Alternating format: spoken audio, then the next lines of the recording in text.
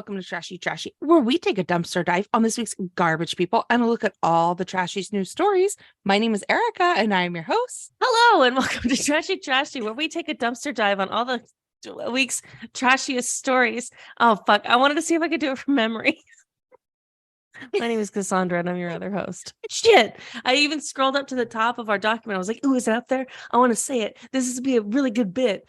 How was it? Nailed it.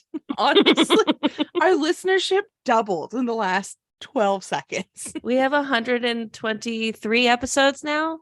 Yes. And the fact that I don't know that by memory doesn't make me feel bad, because you very frequently do have it on the top of the document. So I can't say 100% that you even know it by memory. Jesus. It's been a rough day. I could watch the montage of people reciting the Nicole Kidman AMC preamble. We come to this place. I saw like a Dodge Charger, some sort of like testosterone fueled vehicle that was like matte black, and on this, and it had a sticker that said heartbreak feels good in a place like this. And I'm like, who are you? Matte black Dodge Charger is the straightest vehicle I've ever heard. With one of the gayest bumper stickers I've ever seen. It was iconic. I loved it. I'm wearing a shirt right now that says somehow heartbreak feels good in a place like this. Like, oh my God. I'll send you a snapshot. Listeners, please. Just know it's cool. I saw Megan in theaters, and Me Three, oh, yeah, okay. you know? Yeah. And I said to my friend that invited me, I was like, we laughed. At one point, there's just some laugh parts in it, but at one point, a man in the theater yelled, "Hey, shut up! This isn't fucking funny!" Like, to the theater as we were giggling. But I said to my friend, I was like, thanks so much for inviting me. My only note is that we didn't see this in an AMC so that we couldn't all preamble with Nicole Kidman. But it was one of those theaters that had recliners, and you ordered food to your table, and heated seats, which I had on half the movie. No, it wasn't an Alamo. It wasn't one of the ones you think. It was like this little like one-off brand one in Glendale. Oh, okay. But I had my heated seats half the movie, and I was Jesus, like, does someone lull you to sleep? Yeah, I was like, it's hot in here. And then I looked down, and this little light was on in my chair, and I'm like, oh, what the hell is that? I'm trying to enjoy this vibe. And then it was like heated seat on. Oh, I'm such an idiot. Hey, you're trashy. You remember your first time with a heated seat? Did you think you were peeing yourself, or is that just me? My dad had heated seats in one of his vehicles years and years ago. Okay. Rich Hilton. Sorry. Oh, he had heated seats? My God. No. Did all four windows go down too? Jeez. All right, fine. I don't like talking about how much money we have. We're not rich, we're comfortable. I hate when rich people say shit like that. But the point of the story is, my dad had heated seats, and he was sitting with a friend, like a new friend that had just moved to our town. And my dad turned on the heated seats. And him and the guy were just talking, getting to know each other, like sitting in my dad's truck. But then that guy started sweating real bad. But my dad wasn't like, hey, your heated seats. He was just trying to see how long. And eventually the guy was like, can we roll a window down? It's just a little warm in here. And then my dad's like, well, you heated seats on. Like, he had done it to himself. Anyway, male friendships are weird because it feels like they're just mean to each other. But that was a really good friend of my dad for years. It's, I don't know how to, never mind. I can't. No. Well, I feel like I've known many, many men in my time, not to brag. Ooh. I've met many men. You're the Whitney Houston of men. I don't get it. Every woman. Oh. You know when somebody's like, name a woman, and then the reply is Whitney Houston? No. Oh, it's like oh God, I feel so stupid. I'm not gonna explain an internet thing, but it's like somebody's like, oh, you're a feminist? Name every woman. And then the reply will just be like, Whitney Houston, because she says I'm every woman in that song. Anyway, that is the right answer. Let's go on with your part. I'm sorry. That was it's fine. I think because I have a think piece that I'm clearly starting right now. men who go, I never know what to talk about with my dad. But then I like see them interact with their dad and they talk about like sports for 4 hours. And you're like, what do you mean? You guys are able to talk longer than I can talk to my mom. And they're like, yeah, but we just like discuss one subject. And that's so interesting to me. Yeah. Yeah. I know Sports. exactly what you're saying. Yeah, they're like, well, we didn't talk about anything. I mean, we talked about sports. You're like, do y'all like each other? Yeah, like Yeah. that's talking to me. It And your is dad fun. loves it. Of course. Of They love it. course. They love talking about sports. They can't get enough of it. They can't get enough sports. They're like sports over here, sports over there, sports up, sports down, sports forward. Remember when you played sports and then they played sports? Remember when I played sports and actually he played sports and they played sports and no one was good at sports. You get it. Sports. Oh my God. And did you hear about that other guy that played sports? It's true. That guy had long hair at one point. That's crazy. That's crazy. They'll let anybody in here. Okay. What? Speaking of sports, so another story. My dad was at a sports game. Okay. Sports. I told the story last week about my incredible performance in a school Christmas pageant play. Yes. My dad was with the guy who was recording and laughed so hard, like was purple in the face. He was laughing so hard. Like I was like, oh my God, this man's gonna have a heart attack because like oxygen's not getting to all of him because he's laughing so hard at my performance. Not the fact that I fell. It was my delivery, of course, that I was taking that all in for. Of course. My dad was at a game and is going to see him again this week. And I said, you got to get me those tapes. I know they've got home video, but you got to get me those tapes. So hopefully we're there. And I have some progress on what I'm calling the Kosovo tapes. Which makes it sound like it's a mission or government. If not the name itself, the fact that you're saying you have progress on it definitely sounds like a mission. So I am Facebook friends with my 6th grade teacher's daughter. We were very good friends. Found her, messaged her, asked about the 6th grade Kosovo assignment. She said, hey, replied, hope all's well, pleasantries, of course. I left him with teacher blank when I, retired from Sterling. Great. You reached out to the teacher? Oh, baby, I got to get my hands on those tapes. Oh, wait, hold on. My DoorDash is here. Oh, is it burrito break time? Yes. Ladies and gentlemen, you've just stumbled on a trashy burrito break. And we'd like to thank our patrons, Tina Curry and Victoria, for making this burrito break possible by being supporters of this podcast monthly at a pledge of 99 cents, $2.99, $4.99, $9.99, which you can support through anchor.com. You can give us more burrito breaks in the go get your burrito. We'll cut all this shit. I think what we should do is go, this is time for a burrito bake, and then we should make a theme song that isn't offensive. Yes. Somehow. Yes. Not a goddamn horn in it. I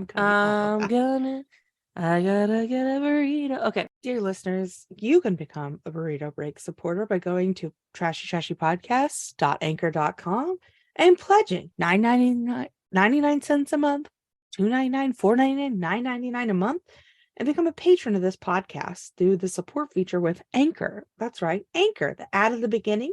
Our podcast platform allows you to become a financial backer of this podcast so you can help support more Burrito Breaks in the future. Thank you so much for choosing Trashy Podcast, and thank you so much to our patrons Victoria and Tina for their pledges. We look forward to bringing you more stories between burrito breaks. Welcome back. Okay. You know what he said to me? What? He said, well, first of all, he got me on WhatsApp, DoorDash, and text, which I was like, okay, but he was like, what's your name? And I was like, Cassandra. And he was like, nice to meet you. Can you give me 5 stars on the app? I was like, oh, okay. Forward? I mean, he was like older, so like, I'm going to do it. Yeah. But like, damn, like, I haven't even looked at the food yet. I haven't even taken a look at the product. Right. How do I know? Right. Well, I always give most of the time the dasher, unless they've something horrific. The 5s. But then the restaurants where I really get into that's where the scrutiny can possibly come in, you know. I heard as I was walking away before I lost connection that perhaps you were recording some sort of burrito break promo. Yeah, I was just cutting promos. Who knows? Sure. Like a wrestler. I Promos? was just like, we could use this in the future. I love it. Eat your burrito. Now, You wanna welcome back from the burrito break. Oh, well, yeah, I mean, I'll take a bite, yes. Take a couple bites. Yeah, get some fuel in you, girl. I'm not even hungover. I didn't have a drop of alcohol last night. So you're getting your hands on the Kosovo tapes. Oh, yes. Anyway, I put out feelers to all the potential holders of the Kosovo tapes. So one, I hopefully will have possession of them soon in some way, maybe a digital archive, and then I can destroy them so that the world will never see this abomination. I mean, as of right now, no one will. You're the one who's unearthing them. That's true.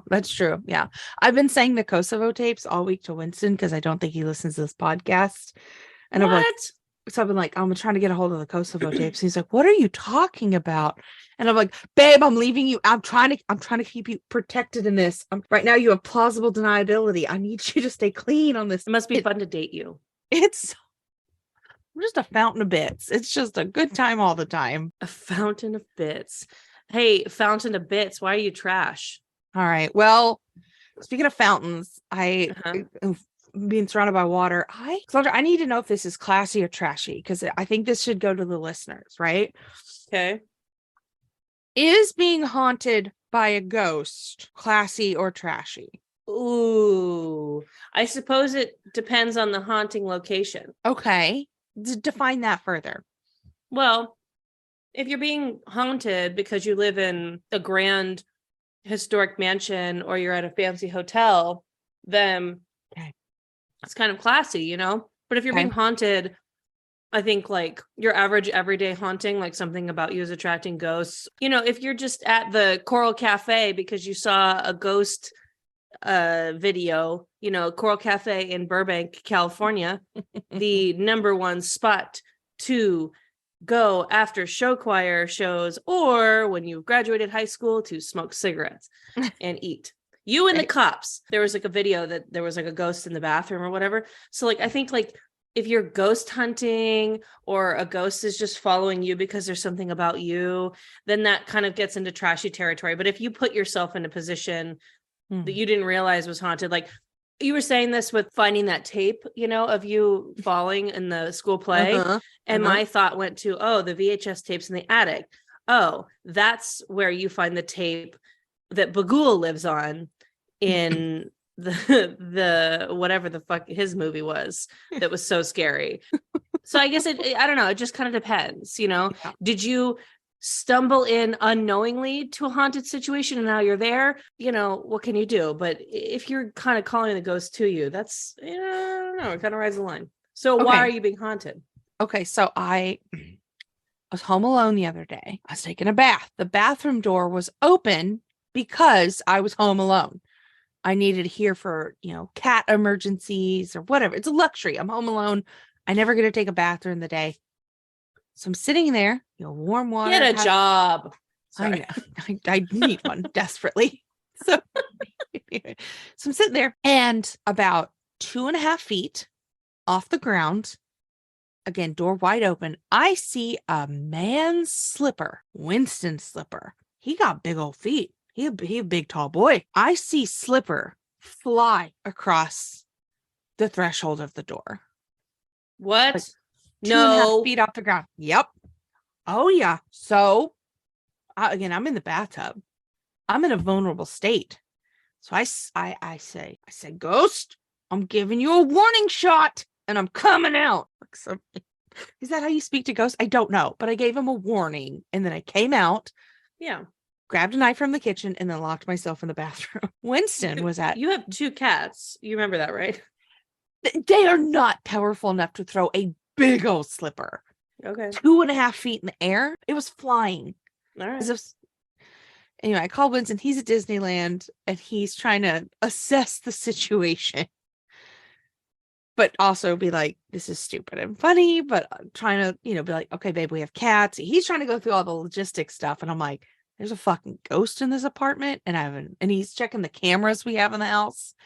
And then I'm like, Winston, ghosts aren't going to show up on cameras. They're they're spectrals. Anyway, so I was like, all right, this is crazy. I'm scared. I had a knife beside me the rest of the day. So you can't stab a ghost though, babe. Yeah, it was like an amulet. It just made me feel like I was being protected or something. It just made me feel stronger. Grab some garlic or I know.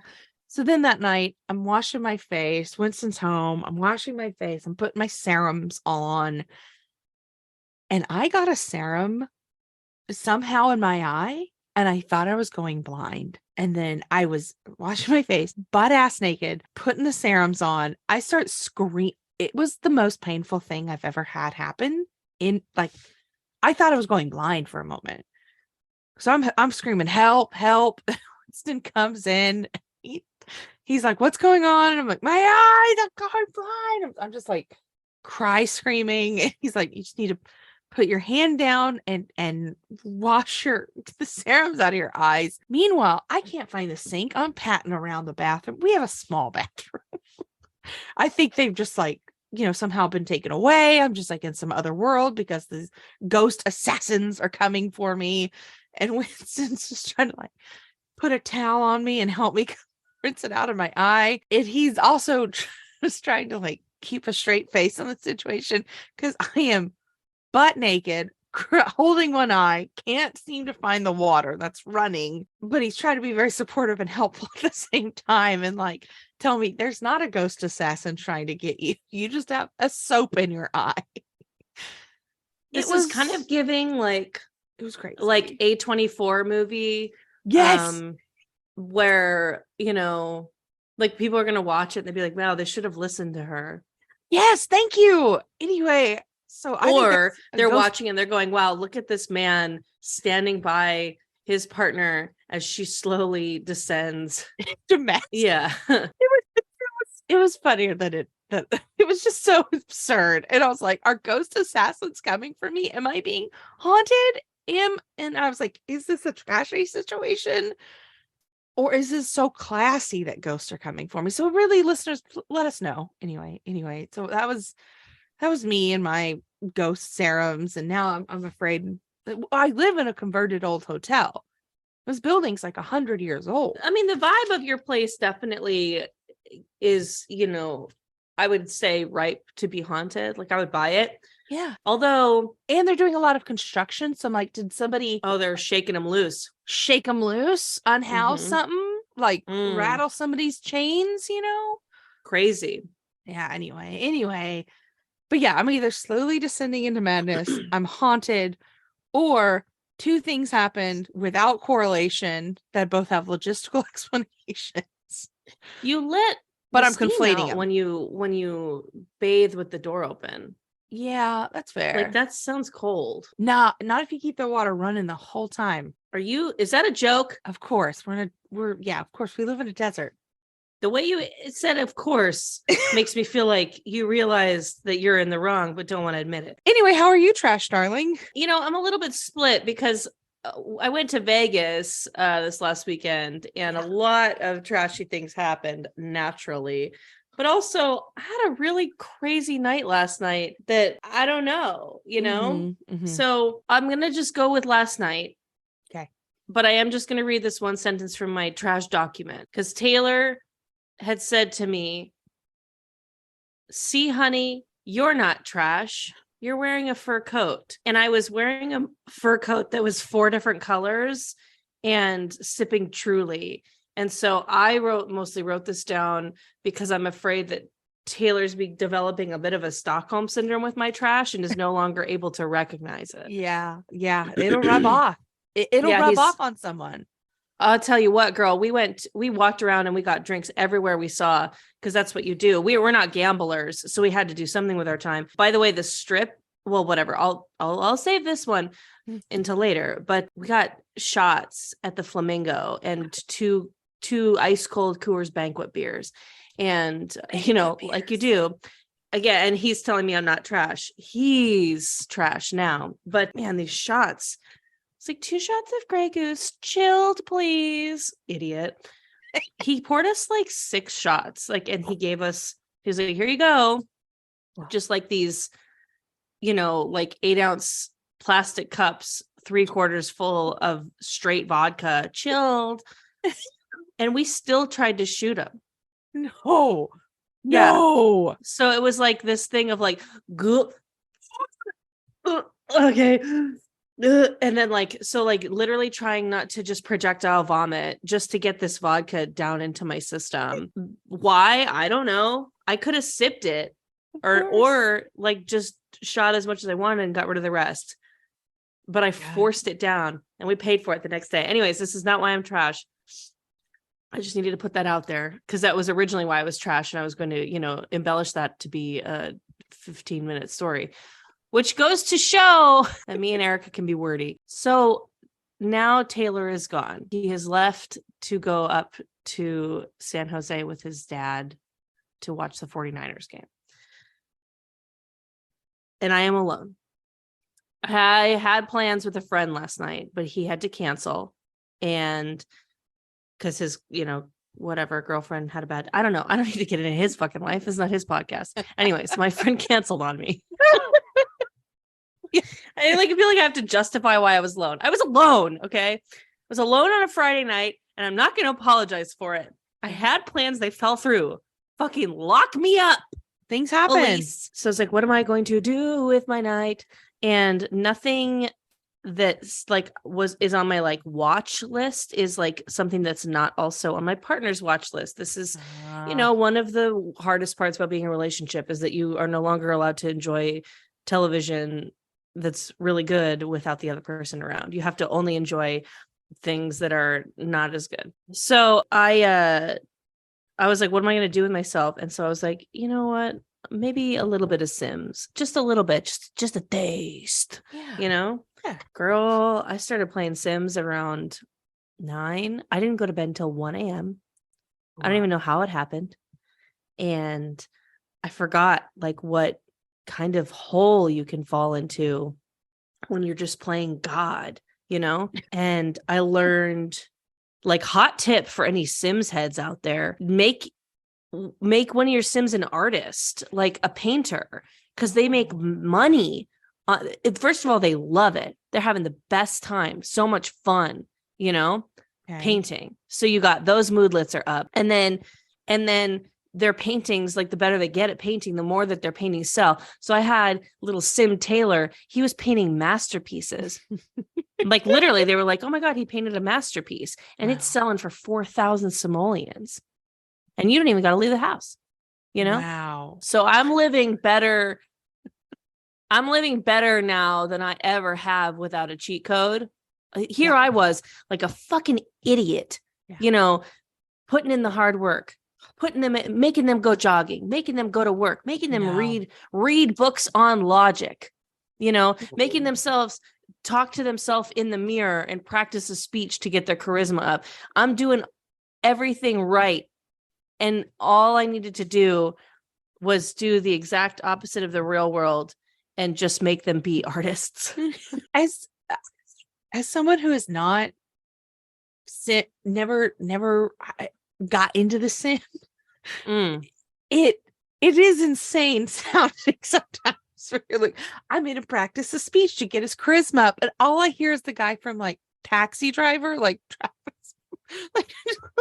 You know what I mean? Like Robert De Niro's character in Taxi Driver, like in the mirror, look, Travis Bickle. Anyway, somebody's yelling, but I just picture like your character is like slowly becoming unhinged. He's practicing a speech in the mirror. So there's like a whole mischief track that I've never taken before. Yeah, you can become like a very high-powered villain or criminal.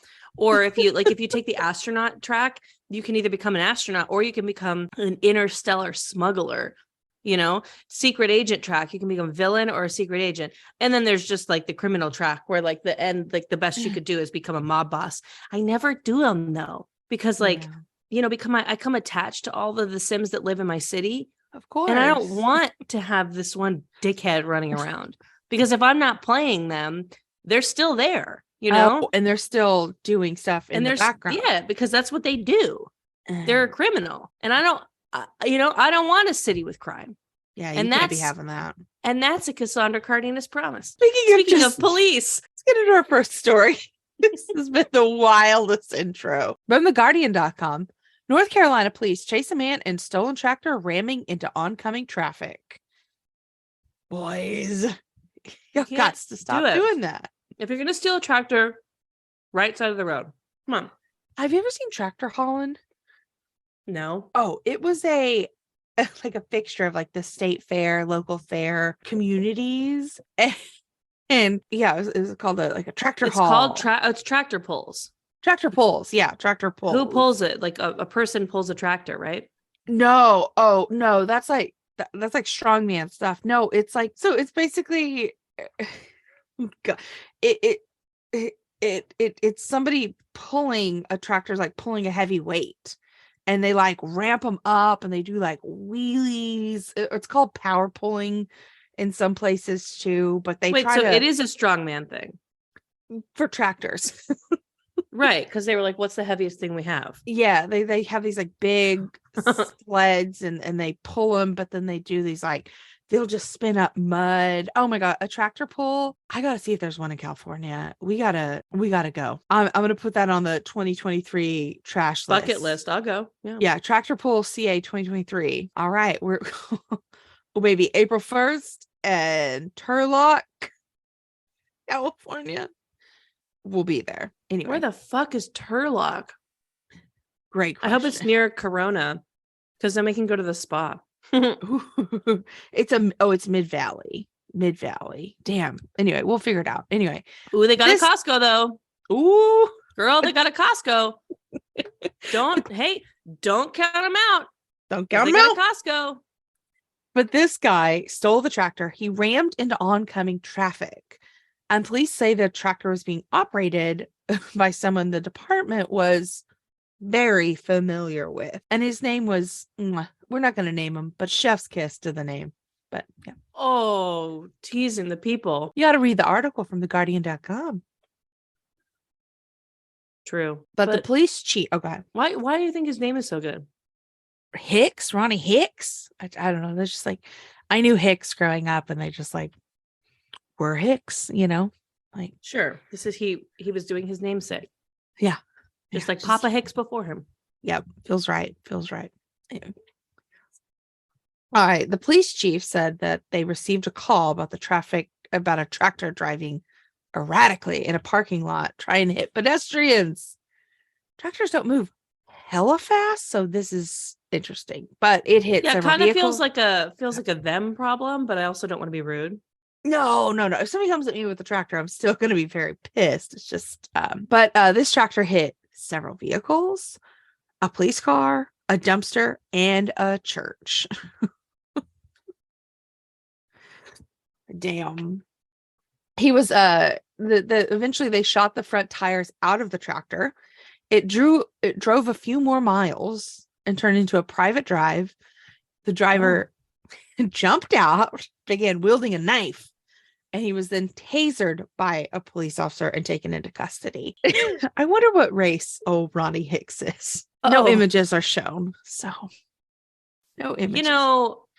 He would have gotten away with it had he been driving that nice BMW that went on 3 wheels for 2 hours of a car chase, a few months ago. That's true.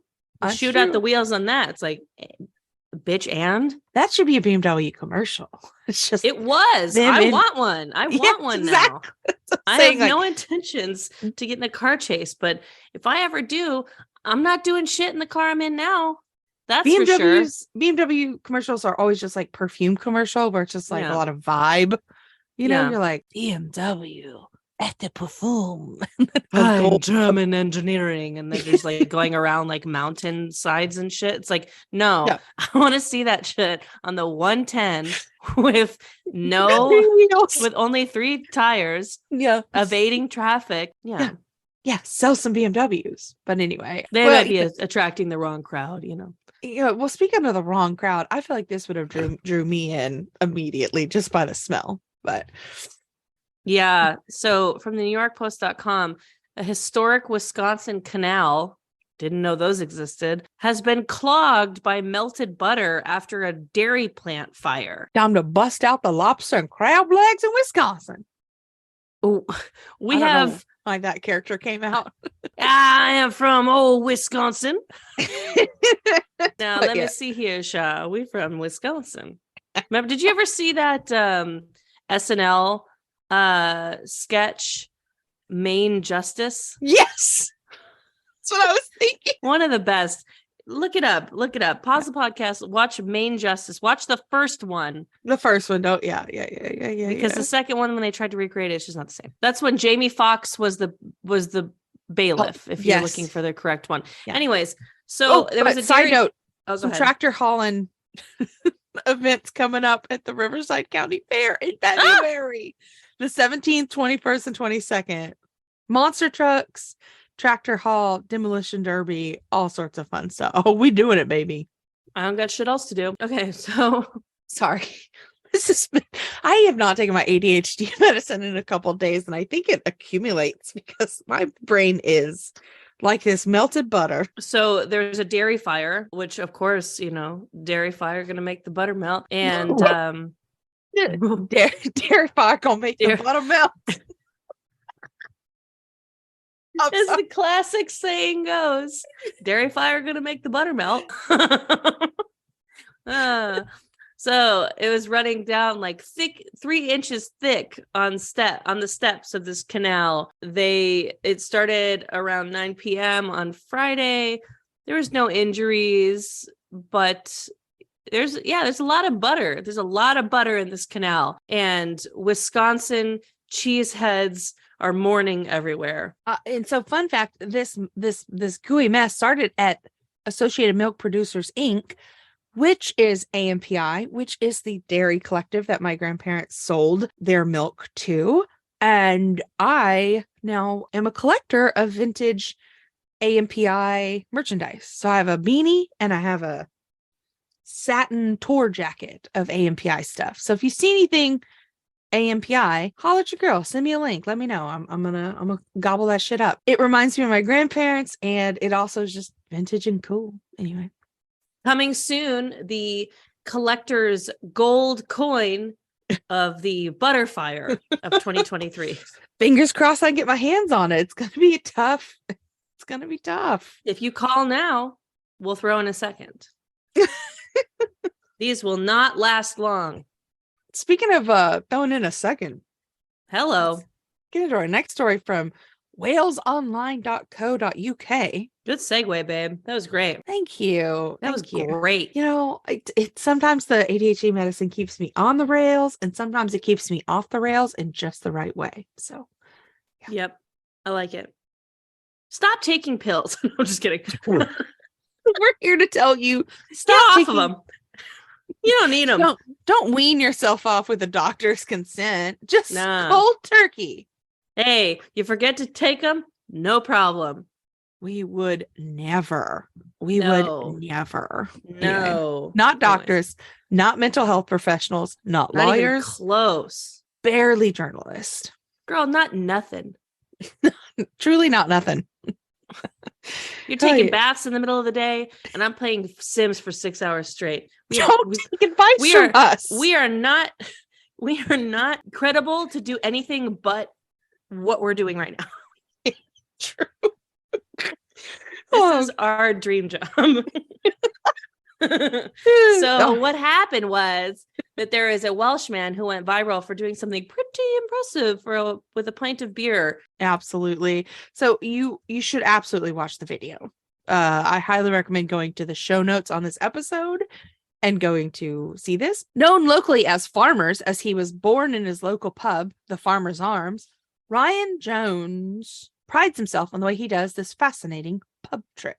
So videos are... Go ahead. I couldn't find the video. I went to the article and it wasn't loading, but I did Google Welshman drinks pint of beer without hands, and I found another video, and if it's the same trick, then great. If it's not, then there's people who know a lot of tricks out there. So they track down the man behind these viral videos, and he loves opera. He loves singing. It's very nice, but he's a father and a truck driver, and he was destined for drinking greatness. And so he was at his, with his boys in a pub in December, and they asked him, "Hey, can you do that old pub trick just one more time? Just for old time's sakes." Sing it again for us. Just one more time. Just one more time, Joe. And so he downed a pint using 2 glasses, only one of which he was allowed to touch. It reached millions of viewers. He's like, "I've been doing it for 30 years. No, that's not a Welsh accent. Hold on. I'm sorry. Wales, my bad. Not the most offensive thing I've ever tried. But no. The Welsh accent is particularly lovely. I do enjoy it. But he's like, "I've been doing these tricks since I was a teenager. I've got loads of tricks. This is just one of them. I've kept over 10 pubs over the years. How nice." So the one guy I saw, yeah, he has, so it's 2 glasses, right? Mm-hmm. There's an empty one that's faced like upside down. Mm-hmm. And then there's another glass that has the beer in it. A Guinness in this case. So what this man did was he took the empty one by the corner in his mouth, kind of went at it upside down, and it grabbed onto it with his mouth, like suction or whatever, so that when he came back up, the glass was facing right side up.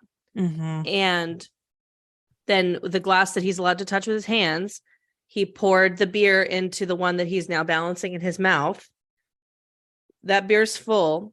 So then he takes the now empty glass that he's allowed to touch and places it upside down under the one in his mouth, and very slowly backs the full one that he's not supposed to touch on to the bottom of the second one.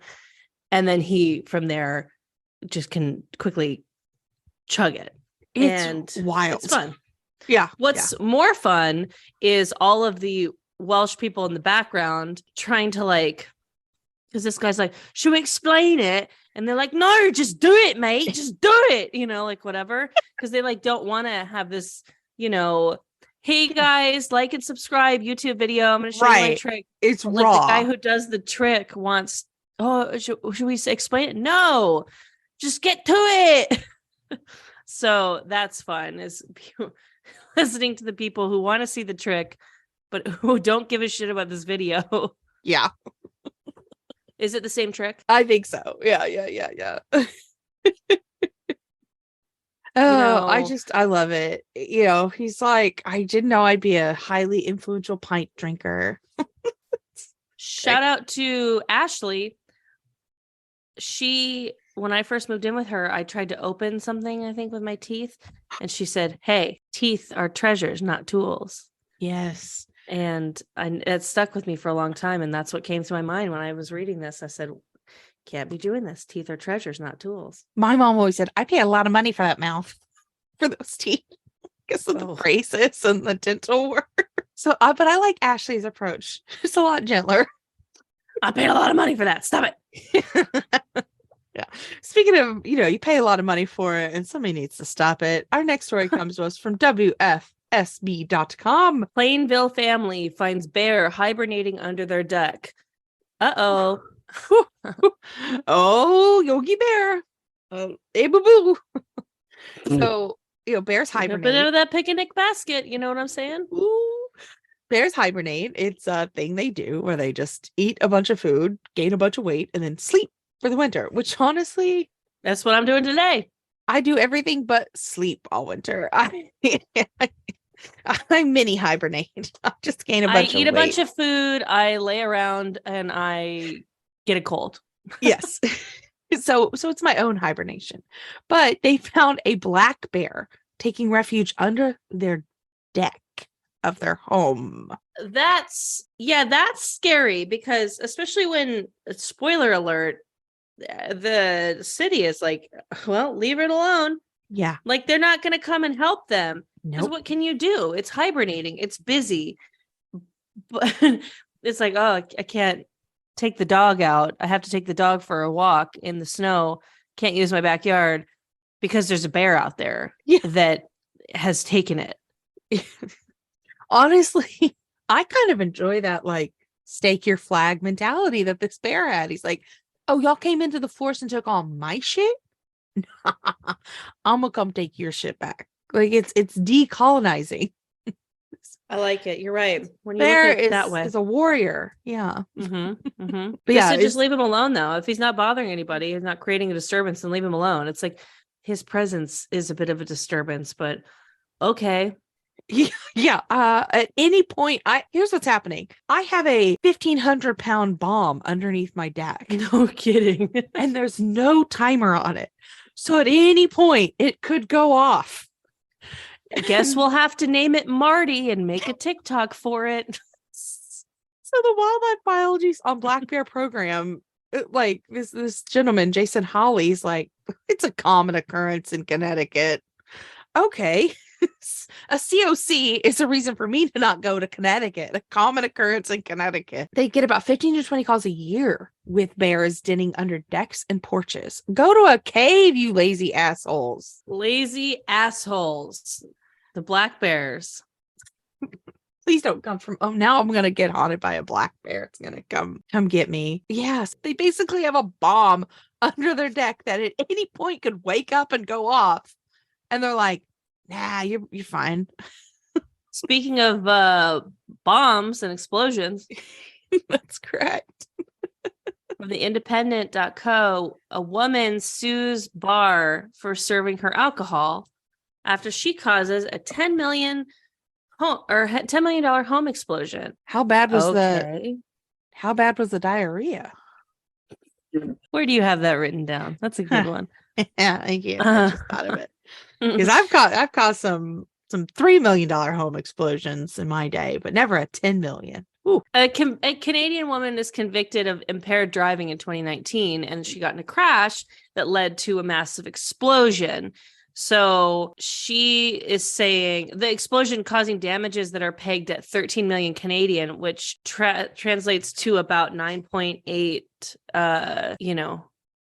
US, where we live. She is lucky to be alive. It sounds like she broke a gas line. Oh my God. Yeah. Ooh. But she was sentenced to prison for 3 years in 2021. But she's now filing a lawsuit against the company saying that they share some of the liability for civil lawsuits filed by the victims because she was overserved. Here's the deal. It's not their fucking fault. That's... but I mean, there's rules for a reason if you overserve, Yeah, but I don't like the idea of putting it on. No, I'm not going to call food service people minimum wage workers because they're minimum wage plus tips, know? Right. So like it's different, but regardless, you can't blame a bartender for not knowing what you're like. Who knows how she was acting? Maybe she seemed fine. That's fair. Yeah. So I don't know. It's not their fault. Yeah, that's fair. But yeah. Anyway, so I guess in Canada you can do lawsuits too. Frivolous. Speaking of frivolous lawsuits, yeah. Here's one that I feel like is important. I have a penchant for class action lawsuits, and I got an email.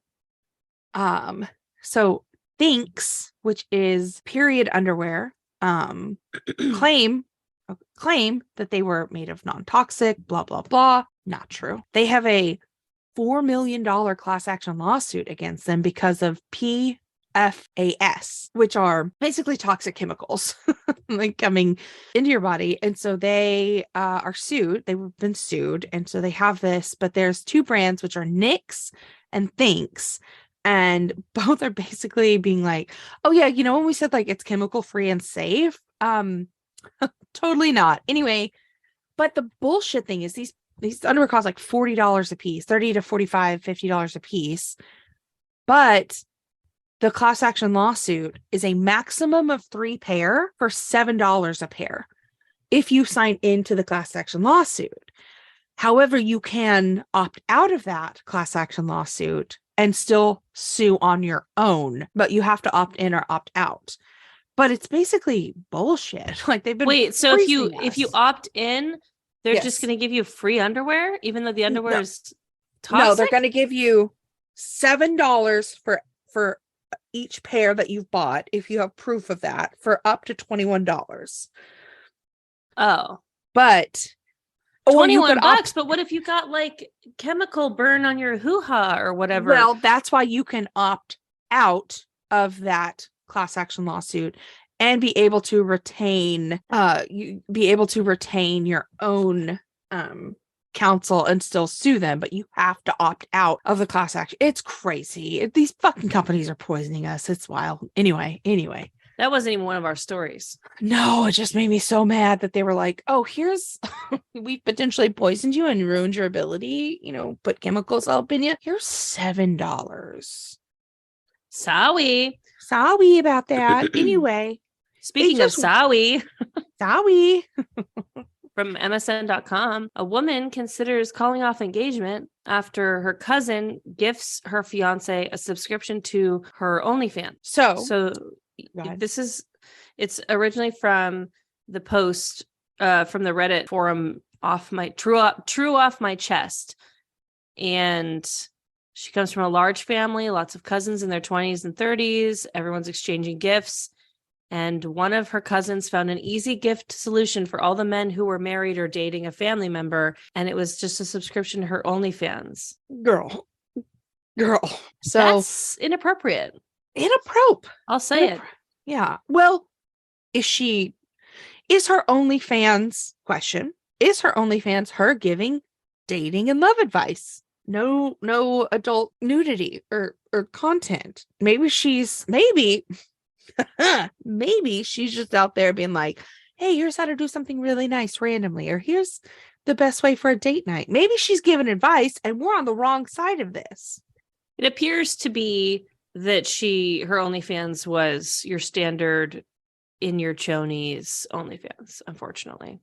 Okay. All right. I was just advocating for, the You're devil. Absolutely right. However, that was not the case. And when this woman was called out on it, she says, I'm not trying to be sexual or, I'm just marketing. Like I'm trying to get a business off the ground. Some of you guys don't even know what it's like to run a fucking business. Do you love an entrepreneur? And once you know how to run a business, then you could talk to me about running a business. I don't know the quote from Kim Kardashian, but I think I'm pretty close. Nobody wants to work anymore. It's true. Get off their asses. Get off your asses and work. So, they were like, listen, that's, Reddit users weighed in, had their own opinions, of course, but the fact that she specifically targeted to men already in relationships with her family members, that's maximum level trashy. Hey, that's a vibe. Yeah. Like, did you get grandma and grandpa one individually? She didn't gift them to anybody who she's related to. So at least that's good. But just, the people she's related to's significant others. And so then the fiance of this woman, because at this point you're like, oh, okay, well, you don't have to call off your engagement. Like you just have to maybe cut ties with your kind of inappropriate cousin. But then she pulled aside her fiance and found out that he kept it and lied about it. He pocketed it and opened it. It's a bummer. And now this girl's aunt, the cousin's aunt is sorry, didn't mean for her to ruin Christmas and all your relationships. Sorry. Oh, truly ridiculous. But, we have some ridiculous things that were left at the Lost and Found department of Travelodge in 2022. I love this list. Yes, we have another listicle for all of our trashy list lovers. And Lost and Found Travelodge 2022. This is in the 580 UK based locations in last year, which gets 19 million people annually across the breadth of UK. So here's some stuff that just some of our favorites. A sleigh full of Christmas presents. Santa, what are you doing at the old travel lodge? Huh? You meeting up with somebody other than Mrs. Claus? What's going on? No. Was somebody very naughty at the travel lodge and you had to personally investigate? I hate to break your bit, but how good did John do being Santa Claus for us? He did so good. It was so good. We love you, John. John listens, I think, every week, except when he is busy because he has heart. Thank you. Yeah, it was thank truly you lovely. So much. That's why I couldn't do that bit with you, because I was like, I'm not gonna come up here and do some half-assed Santa. Thank you. When I know, I also don't get the bit. Santa, but that's different. Yeah, Santa craft it should be treasured. Nobody should just dabble in Santa craft. I'm saying, did Santa have an affair and leave his sleigh at the travel lodge? I see. No, I think just a bunch of weirdos leaving things behind. Oh my God, I see it. It says right here, a sleigh full of Christmas presents. I was like, what is she doing? Yeah, that was one of the things left behind. I missed it. I was like, it's January 23rd, Erica. Let Christmas go. It does say a sleigh full of Christmas presents. I'm sorry. Another thing left was the keys to a Sunseeker Hawk 38 powerboat. What are you talking about? Sorry. Okay, no, that was a joke. That was a joke on how I was being stupid. You're going to need the keys to the boats. It ain't gonna go if you ain't got the key, unless you're paddling. There was a barrister's wig and gown left behind, probably after a freaky fucking night. Ooh. Barrister play. Barrister craft should be respected. Barrister play is just like one person coming up to the stand and the other person being guilty. Yeah. And then spanking them, Yep. I'm just guessing. I wouldn't know. I've never done it, of course. A 50-year-old Paddington bear. Oh. Did you see all those images of Paddington Bear walking Queen Elizabeth into heaven when she died? Did you see? No, I'm not crazy. But that's some super specific fan fiction that feels definitely right. Like the Venn diagrams definitely cross. So that makes sense. It was like Paddington holding the Queen's hand, leading her into heaven. Is he dead? Is Paddington Bear deceased? So I was like, I need somebody to explain this to me, because people on Twitter were losing their mind. They're like, is Paddington their Grim Reaper? Like, why is he escorting the Queen to heaven? Because it was like, the caption was like, thank you, ma'am, or something very, it was like an official Paddington drawing. And then people memed it to hell. And it would be like the Queen meeting like Kobe and Chris Walker or Paul Walker. Oh, yeah. Like, it was just all these people in heaven greeting the Queen. Yeah.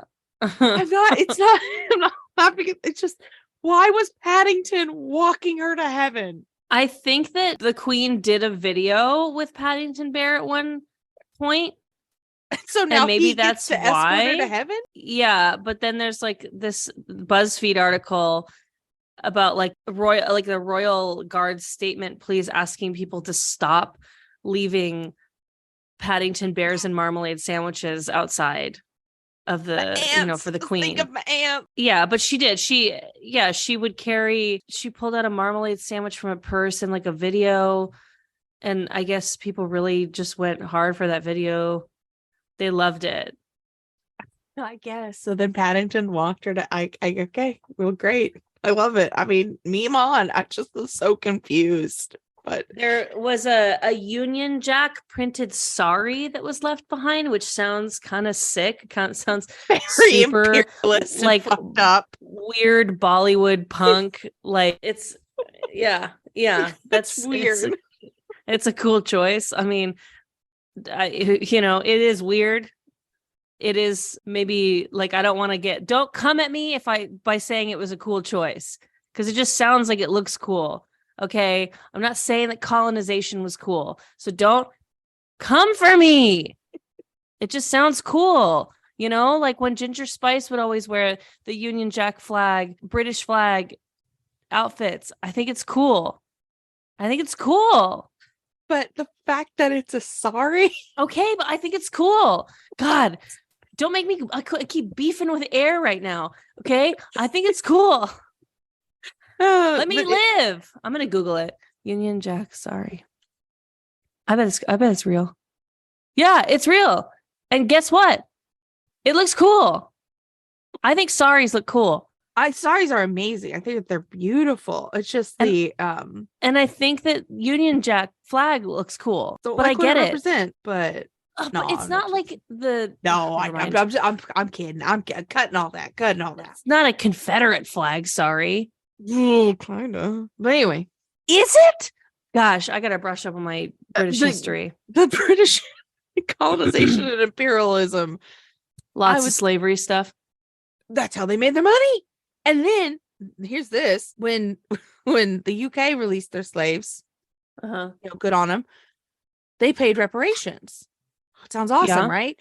No, they paid them to the slave owners for the loss of income. How fucked is that? That feels like kind of it feels like the same logic behind like a PPP loan or something like that, where they're like, here's some money to pay your workers now because I know you're going through a hard time and can't afford to pay them. Since that's why you had slaves, is because you couldn't afford to pay them, right? Here's some reparations. Now pay them. Yeah. Anyway. It's not right. Not the same. I don't even know if I should have drawn the line between the PPP loans and that, except that I just associate those loans to going to like every Trump kid and not to actual small businesses. So kind of feels right. Yeah. Anyway, imperialism talk aside, the US is no better. But anyway, yeah. We're not shitting on you. We're just shitting on history. Anyway. Let's point out why the US is so bad and get into our dumpster fire. If you're ready, of course. Of course. I'm ready. Are you ready though? Yes, I'm ready. Oh my God, so much editing to do. I know. I'm sorry. Thank God that you've got time. Shit. I'm sorry. I'm not laughing at you for being unemployed. What is wrong with me? We're not doing okay. Okay. No, the listeners will never hear that. Lord. Just kidding. All right. Let's get it. All right. This comes to us from a prestigious journalist organization called the NewYorkPost.com. Do we have to stop using them? Like, I watched that Harry and Meghan doc and I'm like, man, we gotta cut it with the British media, you know? The New York Post, I think owned by like we have to stop using Daily News, right? That one's okay. Here's the question. What? Where do we draw the line? Because they're all horrible. They've all done horrible things. Sure. If we have to get into ethical journalism, we're gonna have like the Comanche County Chronicle. Oh. And someone's Substack left. So like yeah, think about the ethics of the sources that we get our news from. Otherwise, we're just going to be dicing and slicing. And here's what we ought to do. Yeah. Let's watch Spice World. Okay. Because it is a movie that deals with the British press, and then kind of like just not use the one that is featured in Spice World. Great. But the Spice World isn't streaming anywhere, and it's almost impossible to buy. No, it's not. What are you saying? Babe, it's not streaming anywhere. And what the hell are you saying? A DVD right now on Amazon, $45. Are you joking? I have that. I have it at my house. Also, then let's watch it together. But babe, it is one of the hardest pieces of media to find. By the way, a VHS tape, $77. It's like rocked to shit on. Okay, so IMDb gives it a 3.6 out of 10. Wrong. Rotten Tomatoes gives it 35%. Wrong. Walmart.com, 5 out of 5. So I'm literally making a Rotten Tomatoes account right now so that I can give it a higher score, because that movie, I watched it in the pandemic. I participated in a podcast and did an episode. Ooh, I wish I could remember the name of the podcast. Ooh, I wish I could, because I plug it right now, but I'm basically convincing people to watch it. And so I rewatched it. It's hilarious. It's hilarious. It aged great. Yeah. Still relevant, still good. Are they the best actors? No. No. Who cares? Nobody's It's asking funny. you to be. This is written by the best British comedic minds. It's funny. Watch Spice World. Can you really not get Spice World? It's hard as hell. No. It's like not streaming anywhere. Yeah. You can watch it on Prime, Amazon. You have to buy it. Oh my God, this video is currently unavailable in your location. I'm Why? telling you. Why It's are hard. they hiding this from us? Oh my God. This goes all the way to the top. This isn't even the dumpster fire, but it should be. Why are we being kept away from Spice World? Oh my God, I have to find this DVD. I have it, and I would never Find it, ever babe. get rid of it. Please don't. Yeah, find it anyway. Wow, this is like going on Antique Roadshow, and you like have this thing, and you're like, oh, this is like some piece of shit from my grandma's house. And they're like, it's worth $29.6 million. Oh, the dream. I'm hoping some little AMPI figurine that we have at grandma's house is one of those. The Butter River gold coin. Just a reminder, Available time is now. running out. If you buy one by the time this episode airs, we'll throw in a second one for free. So somehow you get to pre-listen to this episode. Yeah. Anyway, All right. Here's the dumpster fire. Yeah, we got to get straight. What's this been? Tangent. What is this? A 3-hour podcast now? You got a lot to cut. I'm so sorry. I had a whole ass burrito, listeners. You don't even know that part. Well, not the whole thing. I took a lot of bites of it though. I feel sick too. All right. Get your shit together. You hear I'm me? going to need to take a day bath with the door open to really recover from this. Don't. There's ghosts. I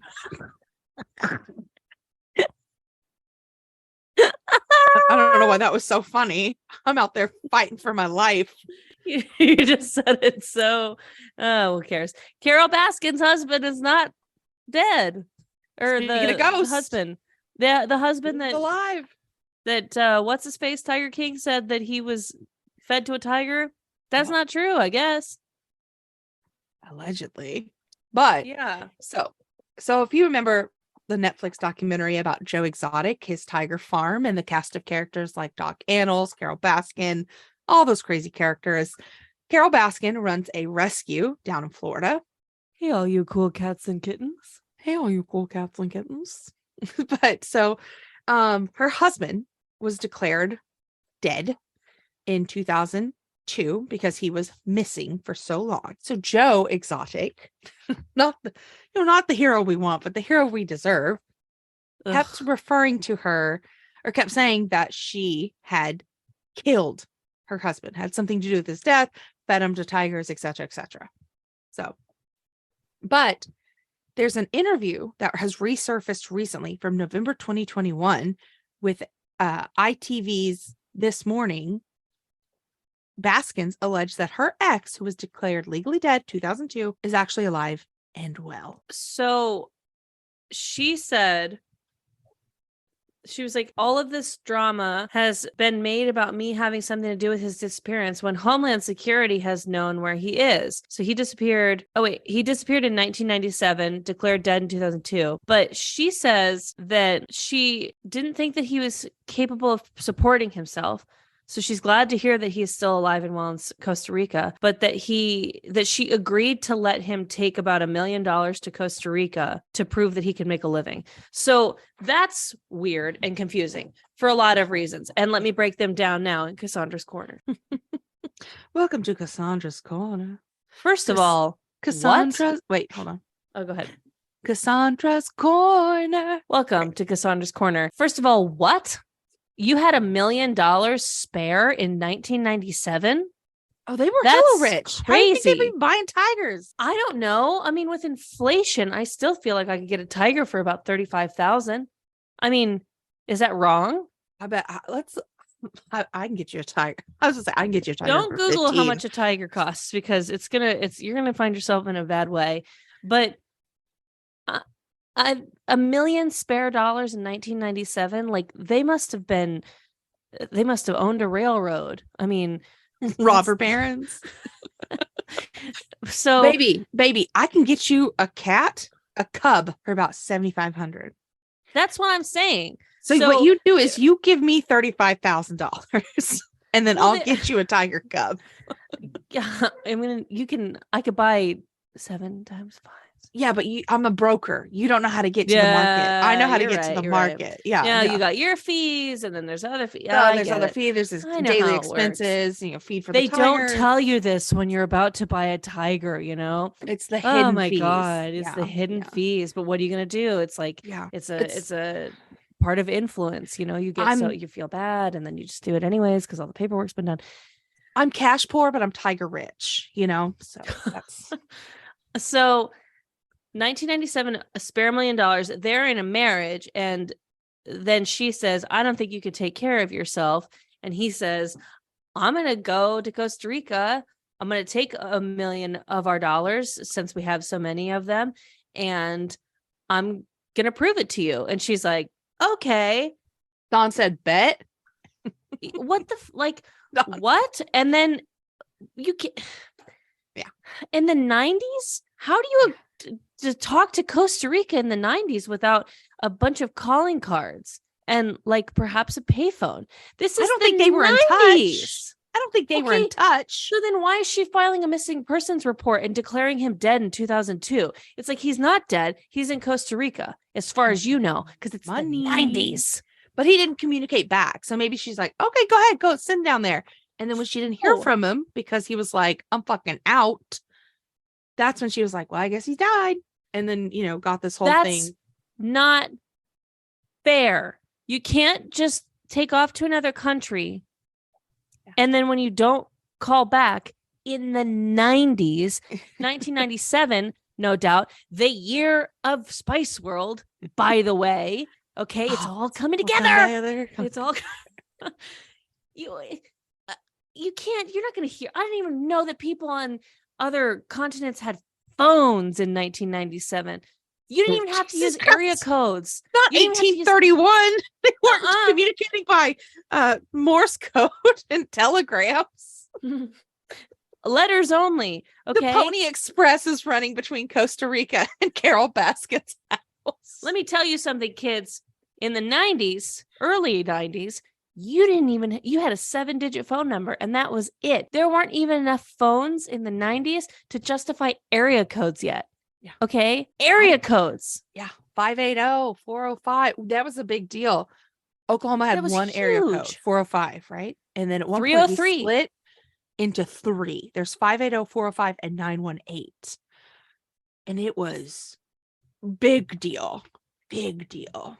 And it was 303 was the Colorado area code. Wow. And now it's like 303, 720, 970, 719.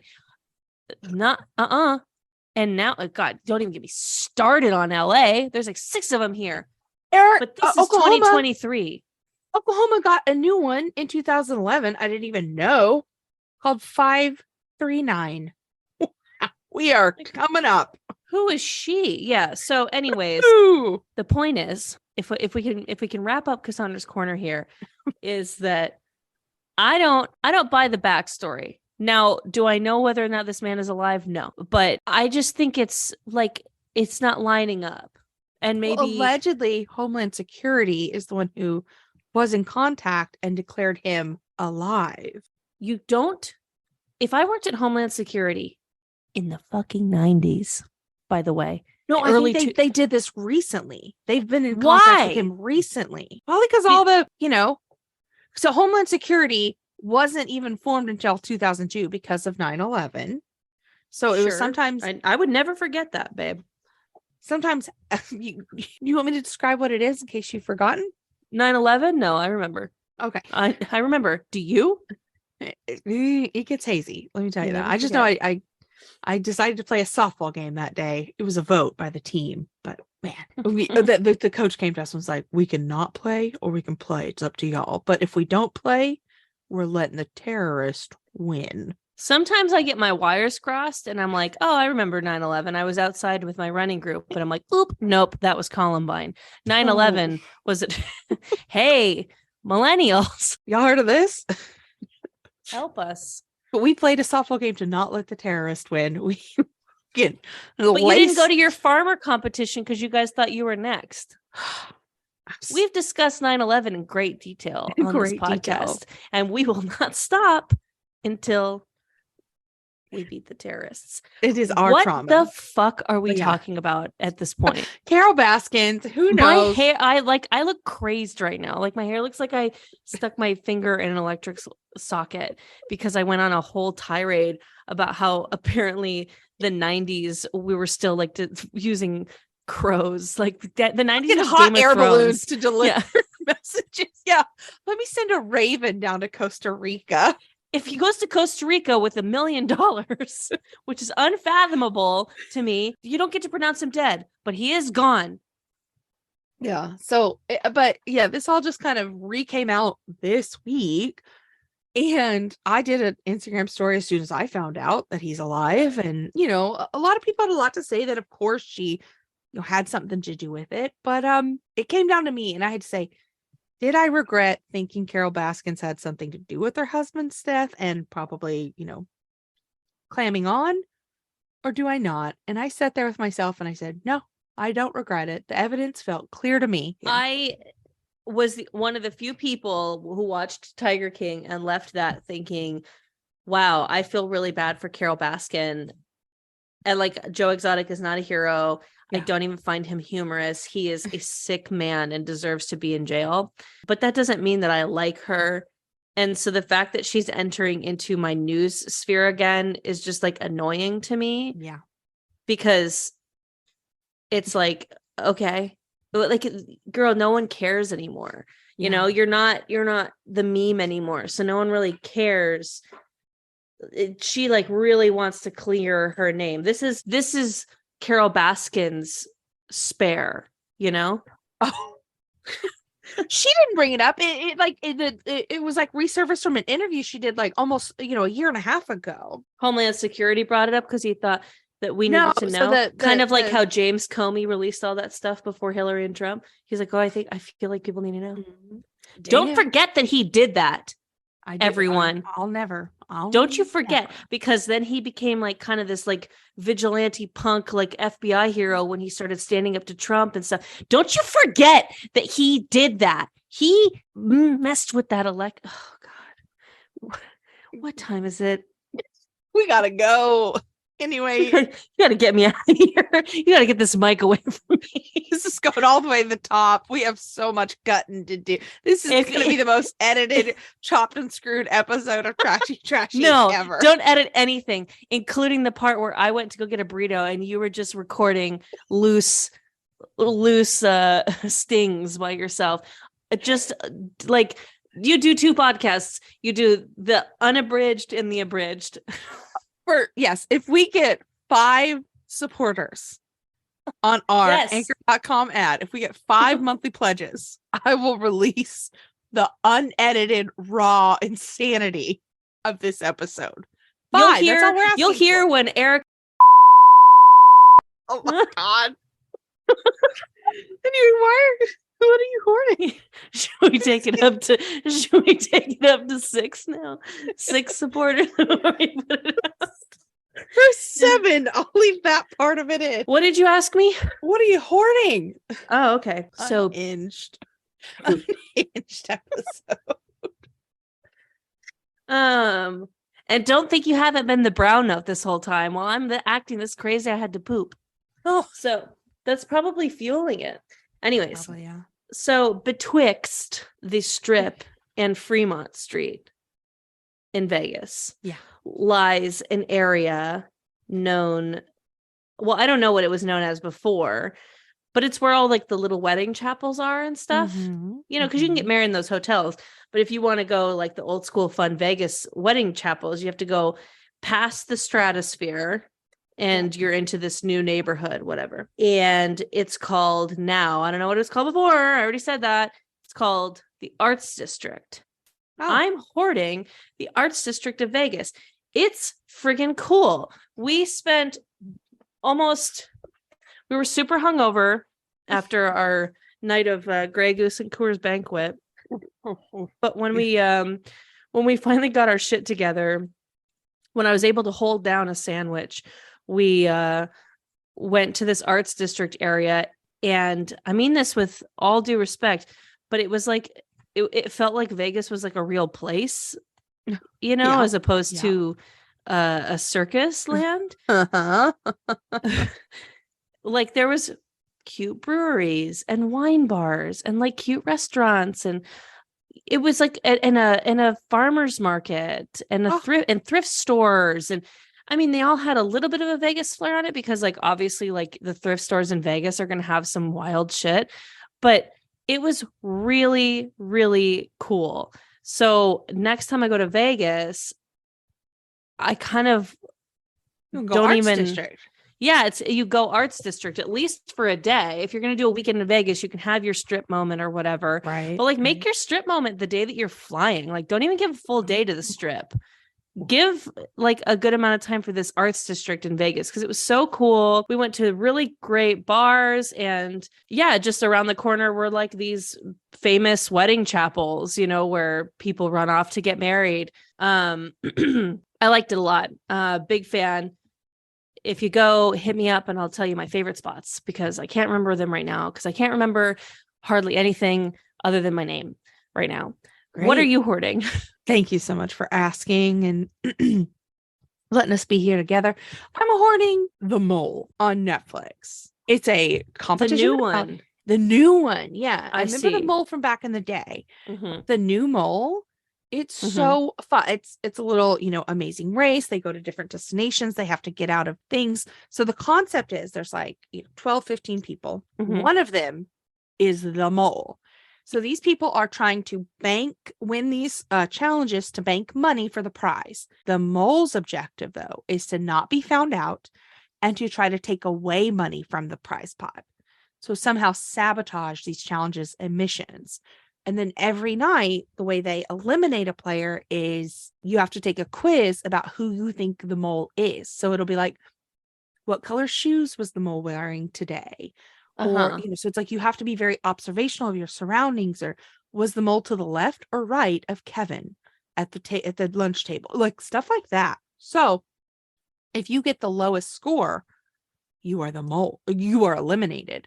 But the way they do the scoring is insane. They have these cell phones and the host reads their names one at a time. And if your cell phone lights up green, you get to stay. But if your cell phone lights up red, you have to leave immediately. But then the whole time they're giving confessions being like, well, I think Sabrina tried to sabotage this mission. And I'm like, well, Sabrina is 5'3" and weighs 110 pounds soaking wet. So when you were trying to lift 500-pound boulders up a mountain, like your Atlas, I don't think Sabrina was intentionally sabotaging the mission. I think she physically was not capable of doing some of the, just like it's little things like that where people are like, oh man, I saw Kevin yawning during. Does the audience know who the mole is? No. And does the mole change from episode to episode? No, one mole the whole time. But I knew the person I thought it was the mole, and I was very excited. What happens if the mole gets the lowest score? Oh, no, they don't. The mole's always safe. Yeah, the mole's always safe. Yeah. And then there's challenges where it's like, okay, we could, if we all do this challenge of like just sitting here or something, we'll get $50,000.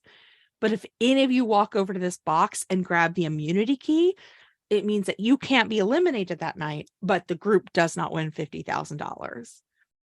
And so it's like, okay, the option is sit here and do nothing for 3 hours and we win $50,000. But if one of you walk over and grab that key, no money, everyone else is up for elimination, you're safe. But so it's like, there's crazy, social gaming in it. It's really interesting. But yeah, I'll watch it. I love this. I love that Netflix is getting people to sign up to participate in the kind of like social experiments that you don't hear about until like their redacted information comes out as public record from like the 70s. I want to be on the mole so bad. I think I would thrive. Anyway, we got to get on the circle, babe. But babe, I think we'd be better on the mole. We got to do both. We just got to make the circuits. Yeah. Netflix, anyway. Call us up. We're ready to go. Yeah. What are you throwing away? I'm sorry. We'll do your weird social experiments. We have no shame. Anyway, what are you throwing away? I'm throwing away not the entire strip as a whole, the Vegas strip, but more just kind of We stayed at the Park MGM, a delight. Highly Sure. recommend. Very nice. There was an Eataly. We were there very frequently. But I just it dawned on me in a way that it never has before, I suppose, that because I would always stay at the super cheap places. Yeah. And thinking that they were super cheap, but then kind of going around the whole strip and being like, oh no, everywhere's kind of expensive to an extent. So I kind of am throwing away the idea that like the entire Vegas Strip has just agreed we're going to charge airport prices for everything that we serve. Oh, you want now, maybe I'm wrong. Maybe like per ounce, I'm doing pretty good, but it's like, here's a 18-ounce big gulp of Truly. It's going to cost you $25. Yeah. And if you don't want it, then you don't drink. Your only other options are to go and sit at a slot machine and put $20 in, hope you don't lose it, for then a waitress to take 17 minutes. I got a trick for you. Okay. What you do, you go up to one of the bars that has video poker, right? Sure. So what you do is you put $20 in that video poker. Doesn't matter if you're not playing. What you do is you hit a button every 5 to 10 seconds, slowly. But you get the 5 to bartender's 10 attention. seconds slowly? Just like you kind of pace out, making decisions, hitting the buttons. You're not just like, you're not actively playing. You're just kind of pacing yourself, right? So you do this, you get the bartender's attention. You can sit there for an hour on $20 playing like the penny, nickel, cheap video poker, but you're not really playing. You're not in it. You're not mentally trying to win. You're just trying to last long enough to get your drinks. Sure. That's how you do it. Yeah. I mean, I was fooled because what do you do when you're at a bar or like an actual establishment? It's still, you're paying airport prices. I paid $20 for a cocktail at a bar for a restaurant. And I was like, well, yeah, I guess that's what we've agreed to do. Yeah. So that was also something that nice about the Arts District, is that the Arts District is priced the way that normal places are priced. Everything, it's just the strip. You're on the strip and a lot of people don't leave the strip. And so then they just charge you like it's just a giant stadium or a giant airport. And you're just paying the most prices. And I don't know, it just kind of doesn't feel fair because they're making so much money on gambling. Yeah. And well, it used to be you could expensive. Drink I don't know, but not anymore. It's really expensive. I didn't love that. I didn't love that at all. Yeah. So I'm throwing that out. What are you throwing out? All right. Well, teach their own, but the video poker, that's the trick. You just sit there and just kind of absently minded to hit it. You get drinks because you're playing. Yeah. Anyway. Sure. So what I'm throwing away a documentary called The Price of Glee on ID Discovery. Babe, that is a blatant bad cash grab. Sorry, say that one more time. The Price of Glee, a documentary about the show Glee. Oh, okay. It's just not good.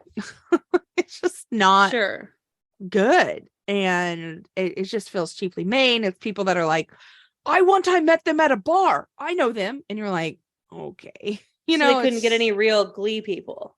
No, it's all just people that were like, it's Discovery Plus. I was the roommate, or I was an extra on the 3rd season. And you're like, okay, this is just, let these, poor people that passed from the show pass, and then exploit the fuck out of one of them because he's a bad person. But it's just not, I don't love it. I didn't love it. I didn't think it was well done. I thought it was sad and a cash grab. And I was trying to, I couldn't even finish it. That's where I'm at. Couldn't even finish it. So, don't watch it. Discovery Plus. Throw it out. Bye. Yeah. Anyway. Where do the people find you? You can find me at Iconic Erica Curry on Instagram, TikTok, and you can find, that's all I want to be found, actually. That's all I want to be found. Yep. What about you? Where can they find you? Find me at Cass Cardenas on Instagram, and you can find this podcast at Trashy Pod at Instagram, Twitter, TikTok, trashytrashypodcast@gmail.com, trashytrashypodcast.com. You can tell us why you're trash. You can send us stories. We love both of those things. We also love a 5-star review on whatever platform you listen to, and maybe even like a nice thing to say if you want to. It really helps our podcast out. And you heard it from Erica. If you support this podcast, if we get 7, do we say 7? 5 for 99% of the uncut episode, 7, and we'll give those 2 last people 100% of the uncut. There you go. episode. You can support us on Anchor for as little as 99 cents. 99 cents. You and like 4 other people, if you just did it, we might get the unabridged episode. I can't say it's worth it. No. I don't know. This was crazy. This was one of the most unhinged episodes I feel like we've had to date. Truly. It certainly felt like it to me. Yes. The When rails you go back and were listen awesome. to it. Yeah, there were no rails here.